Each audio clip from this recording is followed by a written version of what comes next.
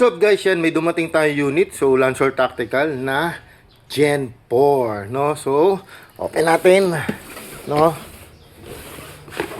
So yun, sabi dun sa box, no, Gen 4 series, adjustable rotary half-up, Dinsward na 140 rounds na mid-cap magazine, no? Yan, high-speed magazine, no? So ito ay yan, powered by Gate, no? So Gate Aster na to, no? So inside the box meron siyang badge, rep magnet yata to. Tapos sticker, ito yung guide nung ETU niya o yung Gate Aster, no?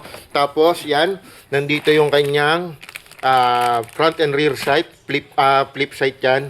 Tapos ito yung kanyang mid-cap magazine. May kasama siyang Lancer Tactical na patch. Tapos ito yung unit, no? So full metal unit yan. Yan, naka M-lock na 8 inches Predator, no? O Predator. Tapos yan, no? Engraved, no? Yan, no?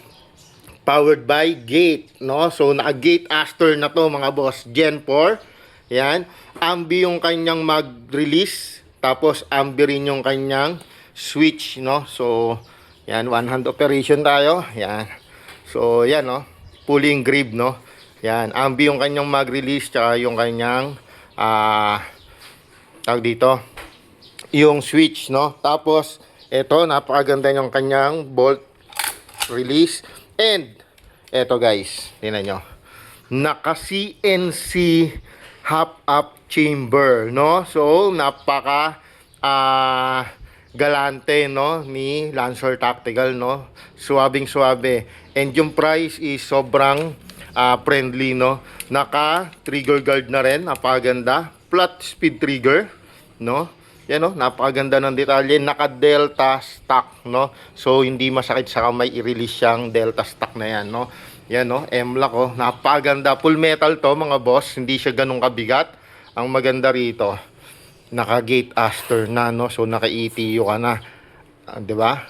So magte-testing tayo, i-chrono check natin siya pati performance. Abangan niyo 'yon sa susunod na video natin.